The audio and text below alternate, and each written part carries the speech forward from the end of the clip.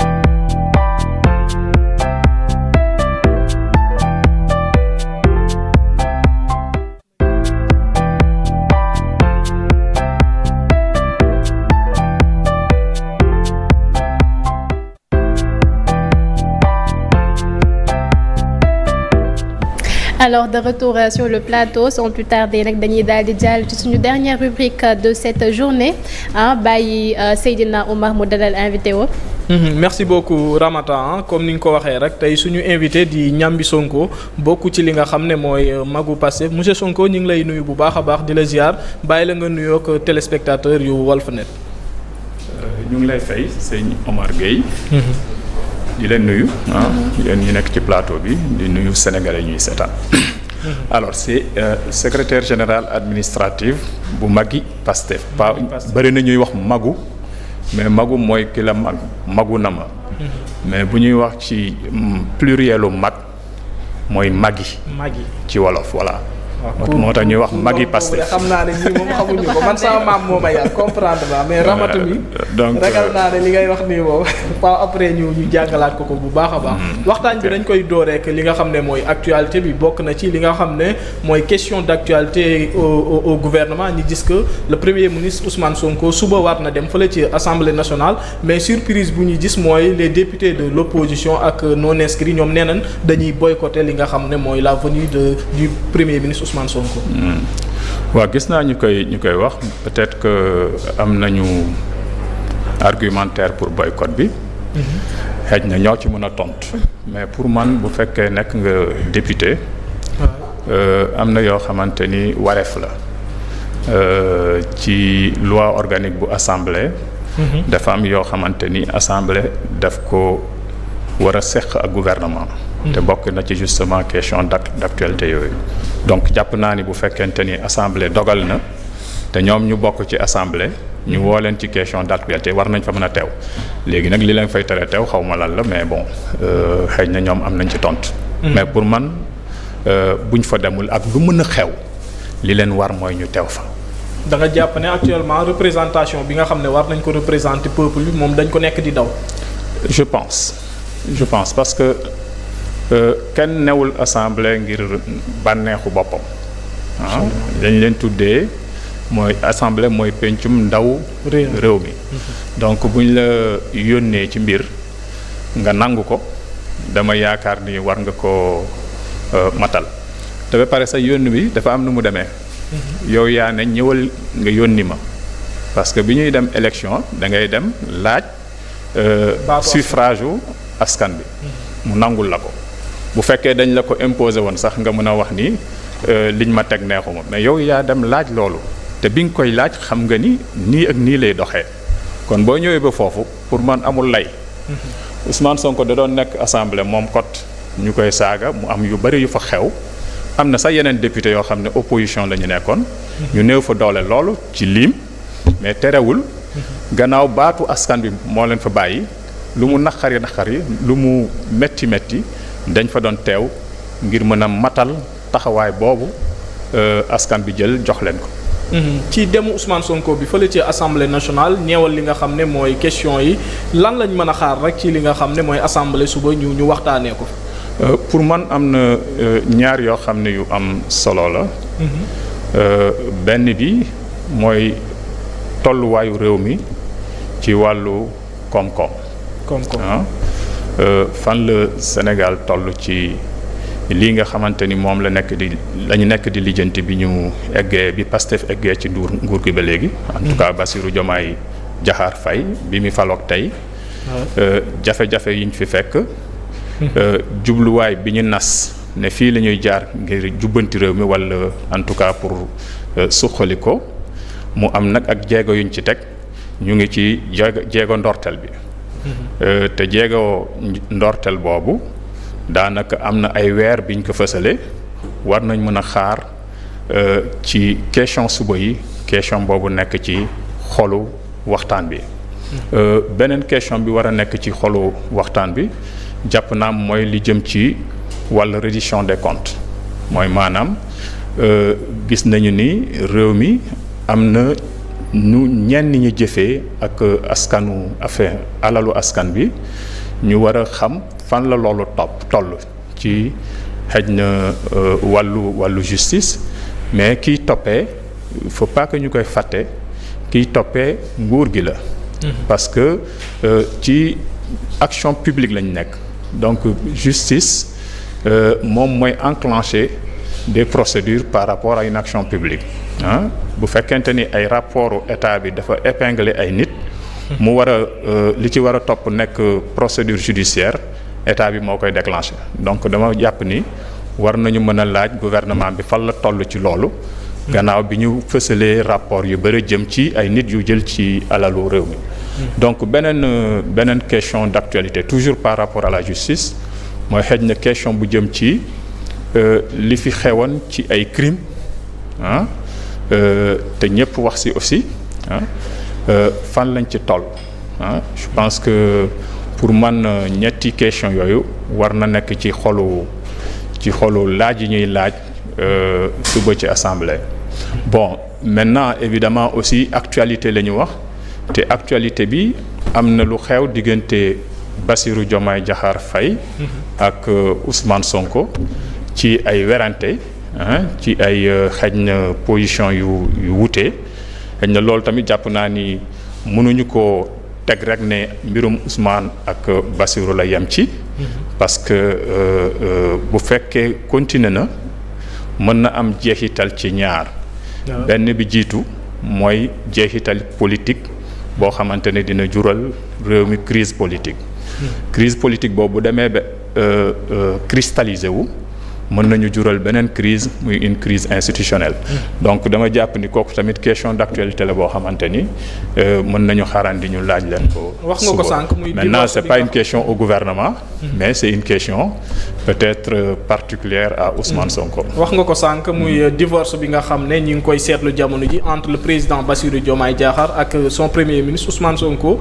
yéen ngeen bokk ci li nga xam ne mooy magi Pastef ban taxawaay ngeen ci war a taxawee ak li nga xam ne mooy la guerre des communiqués bi ñuy gis ku ci nekk di renouveler sa fidélité ak Ousmane Sonko magi Pastef fan lañ féetee ñi ngi ci Sonko wala ñi ngi ci Diomaye. D'abord il s'agit pas de divorce entre Ousmane et Diomaye.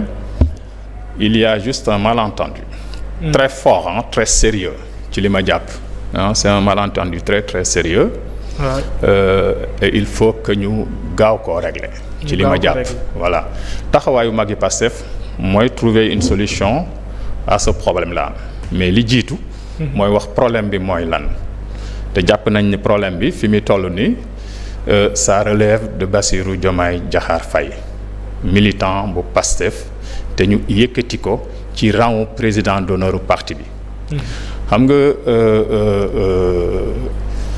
nit bu mbir xewee da ngay ne lal la ba pare tubaab mooy ne un problème bien diagnostiqué et à moitié résolu donc ma jàpp ni fii ak leeraluñu diagnostic bi dina jafe ñu faj problème bi boo xoolee mbir mi dafa am ñaari yoon direction ñaari direction benn direction bi mooy direction bi Ousmane wax ne Bassirou dellusil ci parti bi. beneen direction bi mooy bi Bassirou wane mooy daanaka nee na dafay restructurer coalition président Bassirou Diomaye Diakhar Faye. mais boo xoolee bu fekkee da ngay restructurer kuréel walla organisation ci biir nga koy restructurer. doo génn di taxawal leneen. donc li nekk di xew ni pour ñun du restructuration coalition Bassirou Diomaye Diakhar Faye. mais dañu nekk di taxawal beneen coalition bu bees di ko tuddee coalition président Diomaye. mettre en place benn coalition parallèle bu ma nee mettre en place benn coalition parallèle parce que l'autre coalition ça porte toujours le nom de la coalition président Bassirou Diomaye Faye. par contre Pastef à travers Ousmane Sonko à travers Aïda Mbodj ñu ngi bëgg a teg en place ce qu'on appelle APS alliance patriotique pour le travail et l'équité. donc mu nekk ñaari kuréel yoo xam ne parallèle est-ce que jàppoo ne en quelque sorte yaa ngi wax ne le premier ministre Ousmane Sonko dafa woo son frère Bassirou Diomaye pour mu revenir ci parti bi mais revenir ci parti bi ne signifie pas revenir à la coalition. Oui, mais parce que comment ça s'appelle? Bassirou, il appartient à une famille. buy Pastef amul leneen bokkul fenn fu dul Pastef bu demee bu ñu taxawalee coalition bi moom bokkam Pastef moo tax mu nekk ci coalition bi du Bassirou moo nekk ci coalition bi. c'est la coalition que Pastef a mise en place mu tuddee woon coalition président Ousmane Sonko ñu soppi ko bi Sonko nekkatul candidat def ko coalition président Bassirou Diomaye Diakhar Faye gannaaw bi Sonko waxee ni man maay Diomaye mooy man. donc point de départ boobu la war a dellu te ki yor baatu parti bi c'est Ousmane ce n'est pas Diomaye. loolu waruñ cee layam il faut mu leer que Diomaye ci wàllu parti bi Ousmane du nawleem moo jiite parti bi ñu nekkee opposition saa yu waxee ñëpp ci topp. donc même bu amee werante parce que ñaar ñuy wax ci bokk benn mbir boo leen di waxtaan pour luy defar mbir mi da ngeen koy waxtaanee ba déggoo boo leen déggoowul ki jiite mooy dogal. vous verrez dans tous les textes qui structurent les organisations règlement intérieur droit machin dañ lay wax ni bu fekkee temboo nañu baatu président bi mooy joxe majorité. dans toutes les textes yoo yéen jël loolu moo fa nekk. donc bu fekkee tamit dañoo nekkoon ci werante bu jëm ci parti bi ak ci taxawaayu parti bi kenn moo fa am baat mooy Ousmane Sonko. mais yéen en tant que ku wax Magui Pastef donc Magui Pastef pour répondre à ton. ku wax Magui Pastef déjà le mot Magui ça signifie quelque chose un sage koo xam ne maanaam mën nañu ko considérer comme un sage et bu fekkee da ngeen nekk ci li nga xam ne moom mooy di tourner autour de la coalition wala di tourner autour des deux personnes à travers Sonko ak Bassirou Diomaye Faye lan moo war a nekk seen taxawaay wala lan moo war a nekk seen posture pour résoudre li nga xam ne moom mooy problème yi ni gis nii. moom je pense que moom laa dooree je dis que ñun. la première chose c'est de dire clairement. lan mooy suñu gis-gis ci crise ci problème sans prendre parti sans prendre non c'est-à-dire il y a pas de prise de parti. La neutralité est un phénomène assez ambigu. Prendre parti c'est parti pour la vérité c'est pas prendre parti pour Ousmane ou prendre parti pour Diomaye c'est prendre parti pour la vérité que ñëpp xam ne dëgg bi lii la su boobaa ñu jublu ci solutionner ko mais nekk di tergiverser ça ne nous facilite pas du ñu yóbbu ci solution. Le problème ici c'est un problème pour moi très simple. mooy dañu am benn organisation bu tudd PASTEF. mu am loo xamante ni moom la ñu teg comme doxalinu parti bi ak yoon bi nga xamante ni foofu la ñu woo Sénégalais yi waxtaan ak ñoom ci mbirum Sénégal pendant 10 ans. ñu ne ñu wóolu nañ leen. Et on doit voter pour PASTEF à 54%, même s'il y avait des alliés. li wane ni PASTEF la ñu jox bopp mooy bi ñuy dem législative on a renouvelé le peuple en tout cas a renouvelé à 54%. Donc je pense que problème bi il faut l'indexer et pour nous le problème sur cette situation-là c'est à Bassirou qu'il faut l'imputer et il faut qu'il trouve une solution pour que ñu génn ci lii. Parce que ça ne fait que retarder le pays. D'accord. Quelle est la position de Magui Pastef par rapport à la nomination d'Aminata Touré et les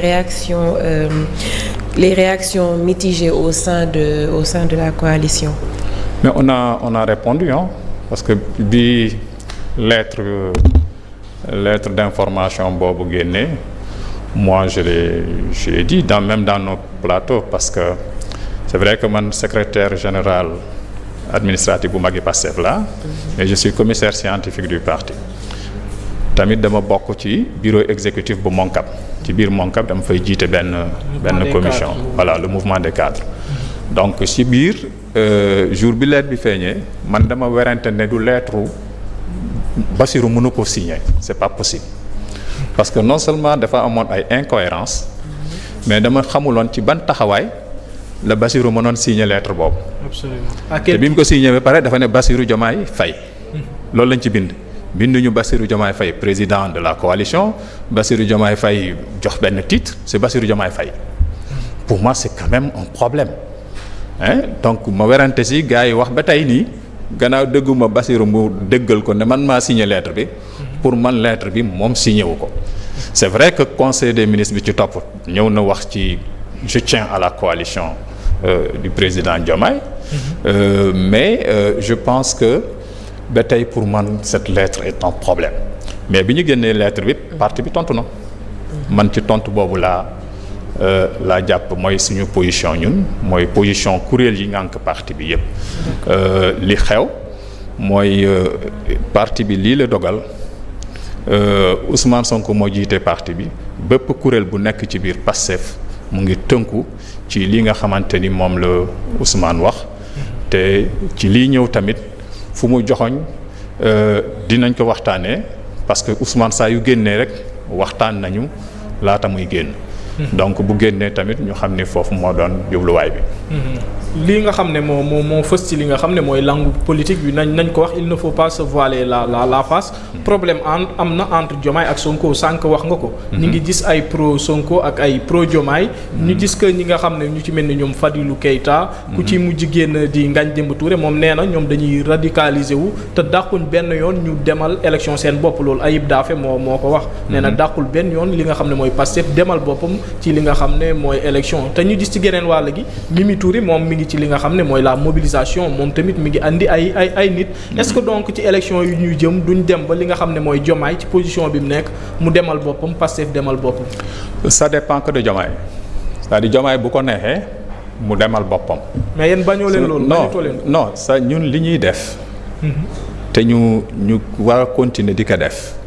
mooy Bassirou na dellu si ci lii nga xamante ni moom la jaay sénégalais yi fukki at yi weesu mooy Pastef loolu la waxanteeg sénégalais yi. mais nekkul di ko biñ koy fal moo xaaral rek mën na xam nga nit mën naa tarxis mën naa juum. pour ñun lu leer la gis nga laata ñu ñëw ci nguur gi foog nit ñi di dellu ci yi ñu doon teg di ko waxtaanee. gis nga Ousmane bi ñu génnee kaso. moom ak Diomaye.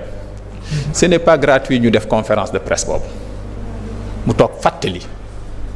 ana lënt yi yu ñu séentu te ñu waxtaan si parce que dafa ni am na loo xam ne da doon xew ñu yëg ko ci kaso bi ma woo Bassirou toog ma ne ko lii ak lii lan la. mu ne président bu fekkee politique war na yàq sama diggante ak yow ma bàyyi ko dama laa tuddee doom. ñu dem ba ci biir damay tëb rek mais dama bëgg citer duut baaraan loolu.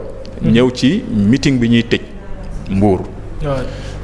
dafa ni jëmm Bassirou Diomaye Diakhar Faye du moo ñu soxal. projet biñ ko jox moo ñu soxal duñ ko fal bàyyi ko mu dem dañuy ànd ak moom. absolument. waxul dañ koy topp de dafa njëkk ne dañuy ànd ak moom moo tax loolu dama bëgg a wax ñuy wax lan moo tax mu nekk premier ministre dafa ne duñ ko fal bàyyi ko te mënoon na ko.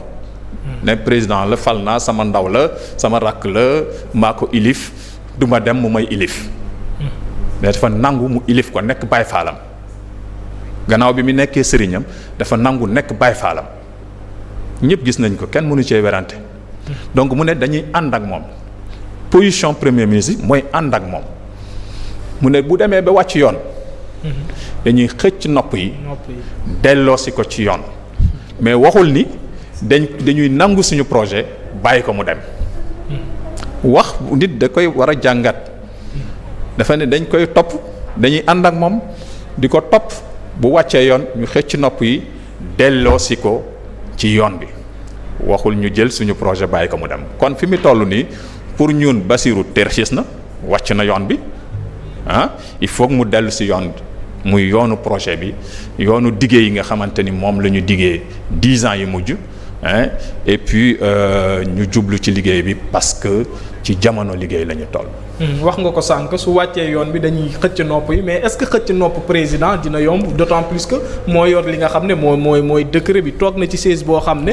pour ñu yëkkati ko fa du yomb. loolu moo waral sax ñu ci bëri ci DG yi ak ministres yi dañoo noppi. non mais noppi DG yi ak ministres yi pour man du ay du ragal parce que jàpp naa ne Pastef amul ku fa ragal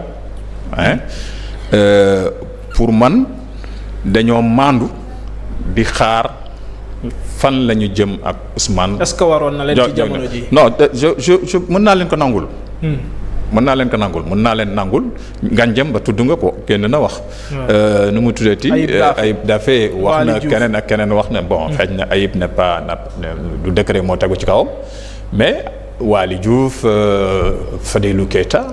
bon am na yeneen prise de parole ci biir parti bi. je ne pense pas que muy ragal ci li ma jàpp.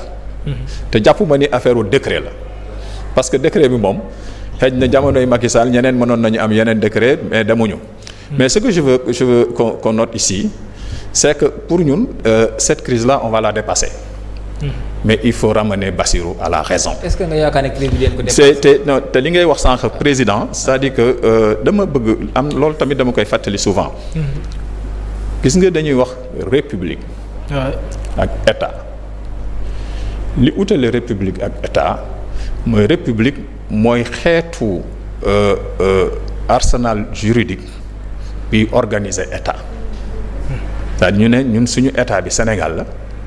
Sénégal boobu niñ koy doxalee yani xeetu yoon charte la ñuy teg pour mu dox charte yooyu mooy indi république parce que république ay charte am na nu mu tëddee royaume charte am na monarchie charte am na nu mu tëddee l'état gannaaw charte yooyu dafa am territoire mu am askan donc c'est les trois qui font l'état mais état bi c'est-à-dire l'état c'est le territoire avec un peuple et un cadre organisé qui est la juridiction jëlee ko ci constitution ba ci ay loi ak ay règlement mais yooyu yëpp territoire boobu ak république boobu ki leen tiim mooy askan bi donc territoire du lu taxaw nu mu tuddati état du lu taxaw te du bouger république du taxaw loo xam ne c'est immuable mënul soppeeku état ak république dafay soppeeku au gré de la volonté du peuple saa yu peuple bi décidé volonté bi mooy exercer wu looloo indi ñuy organiser ay élections léeg-léeg sax république bi changé mu am ay constitution yu bees ñun ñu ngi ci deuxième république France mu ngi ci cinquième république et cetera donc chaque fois que le peuple s'exprime war nañu mën a changer te changement bi am pour man dafa am doole lool parce que 10 ans durant dañuy simpi système samp système xëy na dañoo yéex dem ci constitution mais pour man li waroon a njëkk sax mooy indi constitution bu bees radicaliser wu c'est retrouver la position des 75% des Sénégalais muy xale yi muy ndaw ñi c'est-à-dire moins de 35 ans des Sénégalais 75% lañu donc soxla askanu Sénégal 75% mooy xale yi. Ce n'est pas autre chose te soxla yi dans leur diversité économique sociale politique et autres institutionnelle soxla xale yi mooy soxla réew mi dafa jot ñu mën a jublu ci loolu. Monsieur Sonko je pense une dernière question bu ñu la déggee say wax sànq ba léegi yaa ngi wax ne il faut que le président wala Bassirou Diomaye Faye mu ñëwaat ci parti bi il faut que mu ñëwaat parce que moom moo en quelque sorte moom moo sortir des rangs mais bu fekkee yéen da ngeen a campé fi ngeen campé en tant que Pastef wala en tant que Magui Pastef que da ngeen a jàpp ne Bassirou Diomaye Faye forcément il doit revenir sur sa décision moom tamit mu jàpp ne forcément il doit continuer sa mission à travers Aminata Touré est-ce que du divorce bi nga xam ne Omar Sarr ko wax sànq nga koy bañ on va directement vers un divorce c'est inéluctable. on attend de voir mais tous les efforts li ma bëgg a wax mooy. effort bi du campé wu ci benn position mais campé ci li nga xamante ni moom la ñu diggee. Wala nan lañ koy waxee non oui mais c'est pas quand tu dis la position de Pastef ce n'est pas une position de Pastef la position de Pastef aujourd'hui c'est de dire nous avons des engagements vis-à-vis des Sénégalais il faut les respecter c'est faire la politique autrement vous savez c'est pas parti de rien Pastef dañoo wax ak nit ñi dooree ko ci bataaxal bi ñuy wax appel aux patriotes. Vous l'avez lu? Appel aux patriotes. Appel aux patriotes. Je vous recommande d'aller lire ça. ci appel aux patriotes boobu li ngeen di dégg ñu naan faire la politique autrement foofu lañ ko wax après avoir décrit un peu le Sénégal xool Sénégal trajectoire bi muy def 1960 ba tey mu am jàngat bi ñu ci def ñu ne lii warul wéy faw mu soppeeku donc pour mu soppeeku lan la ñuy def il faut faire la politique autrement et faire la politique autrement il y a un ensemble d'éléments yu ñu teg foofu comme ay cëslaay mooy le travail, l'éthique, la fraternité foofu la jógee ci appel aux patriotes boobu mais après ça le PASTEF a fait des productions à travers Ousmane ay productions intellectuelles dafa bindul ci nit dafa bind ci Sénégal ci ressources Sénégal pétrole et gaz chronique d'une spoliation deuxième bind bi solution pour le Sénégal dans ce livre solution dafa am 13 chapitres moo ci nekk chapitre ndorteel bi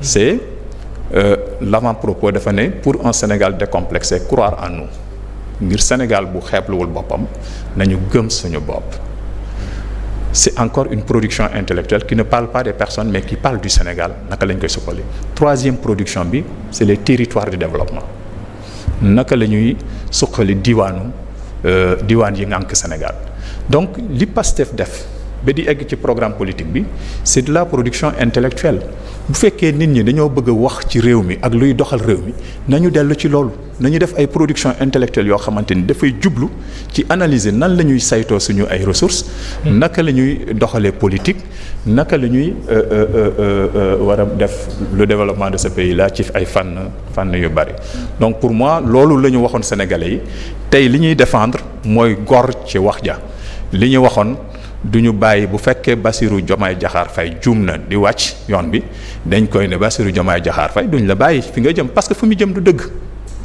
duñ ko bàyyi mu non du dëgg mënuñ ko bàyyi mu dem foofu. dañ koy delloo si non c'est ça la vérité. tu as fait des promesses tu t'es engagé sur une autre voie. Tu as dit je veux me mettre au-dessus de la mêlée. Je démissionne de mon poste de secrétaire général. Tu n'étais pas tenu. C'est-à-dire kenn waxu ko démissionnel ci sa poste EG. mu ne je le fais. Mais est-ce qu'on ne devait pas s'attendre à ça depuis? Non, mais tu sais, moi je suis planificateur dans ma vie professionnelle. En planification, il y a ce qu'on appelle la gestion du risque. Et c'est dans toute œuvre humaine. Li jiitu mooy da ngay planifier quoi. Boo génnoon fii bëgg a defi dara da ngay génn booy wax ak taxi bi da ngay ne fii laa jëm. Donc à partir de fii laa jëm ci la taxi bi di commencer calculer ban yoon lay jaar lan la koy coûter xëj na ci carburant ak yooyu door la jox prix bi. Mais boo defee loolu li tax muy calculer day xool est-ce que fii du am bouchon risque de bouchon donc bu naree am bouchon ban mesure lay jël donc c'est effectivement on s'y attendait moi quelqu'un comme moi am na ñoo xam ne ci biir parti bi sax wax naa ci ak ñoom. am na yoo xam ne nit ñi waxtaan nañ ci moi je me suis mis à convaincre des gens de la diaspora mais dama daan def 8 heures de téléphone par jour pour wax ay nit pour simplement ñu nangu choix bi ñuy def ci Bassirou Diomaye Diakhar Faye. Parce que quoi qu'on puisse dire c'est la politique. Instant bi il nous reste 3 minutes. am na benn question bi nga xamante ne bëgg naa la ko poser ñu tënk ko rek ci voyage bi nga xamante ne gis nañ ni premier ministre def na ko démb ci conseil des ministres bi le président moom ñëwaat na ci agenda am ak voyage bi mais gisuñu benn yoon ba léegi premier ministre bi di wax ñu exactement voyage am bi lan la fa jëlee te wax nañ ni dafa demoon pour jëli xaalis mais ba léegi amuñu ci benn information. xëj na ci tënk rek xëj na suba dina ci tontu man je peux pas répondre à ça mais ce que je retiens c'est que dans un état c'est vrai que nit ñi dañu ne il faut communiquer il faut dire les choses c'est pas avec surtout qu'on communique à n'importe quel moment am na yoo xam ne sax xëj na président moom ci boppam mi wax ci agenda am démb xëj na am na loo xam ne dox na ko te waxu ko démb donc je pense que c'est juste suñ ci waxul démb c'est parce que peut-être wax ci jotagul. suba nag mën na cee tontu. mais conseil des ministres nag yaakaar naa lépp loo xam ne fa lañ ko war a wax ci wàllu gouvernement moom c'est le lieu par excellence. Non, pas forcément. damay jeexal rek ci sànq li nga doon wax yéen bi ngeen di toog yéen waa Pastef révolution ngeen woote leneen muy rupture te rupture boobu nekk na lu nga xam ne lu métti la woon mais liñ commencé di gis mooy transhumance am na ñu nga xam ne ku ci mel ni Abdoulaye Dièye gis nañ fi sax waa mouvement Sonko dégage bëgg a dem ci li nga xam ne mooy la coalition Diomaye président loolu su amee tamit nan ngeen koy qualifier c'est de la trahison wala. temps bi jeex na de mais xanaa ñu bàyyi ko mu répondre rek mais temps bi moom jeex na. oui mais tontu rek ni du suñu yoon donc foog ñu dellu si ci yoon bi. looloo tax ma ne la Bassirou pour ñun dafa wàcc yoon il faut mu dellu si ci yoon bi. Je parle au frère Bassirou donc il faut pas que nit ñi def yeneen calcul. je parle mais am na ñoo xam ne Sonko moo tax ñu voté Diomaye. Sonko tamit il est comptable ak lu mënti xew am na ñoo xam ne Sonko moo tax mu am taxawaay bi moo tax mu am taxawaay bi alors temps bi nag instant bi en tout cas temps bi jeex na merci beaucoup Oumar ñu bàyyi la nga tàggatoo ak sa invité. waaw amoon na solo bu baax a baax di ko jaajëfal moom Ñambi Sonko moom muy nga xam ne ci responsable magi Pastef la bokk ma leeral ko bu baax a baax. magu nag magu moom suñ koy wax mooy singulier magi Pastef mooy le pluriel. xam naa loolu leçon du jour bi ma lay jox la ci wolofan di ko bàyyi rek mu tàggatoo ak suñu mbokk internet yi. mais di leen remercier pour l'invitation ak opportunité bi ngeen ma may pour wax ci li xew di wax ni rek wax nag moom dafa jafe li ma jublu woon ci plateau bi mooy defar li jub ci kaddu bi jëm ci loolu yàlla ko moom li ci dëng maa ngi koy jéggalu ci yéen mais di ko jéggalu ci ñi ñu doon déglu donc di remercier en tout cas ñi ñu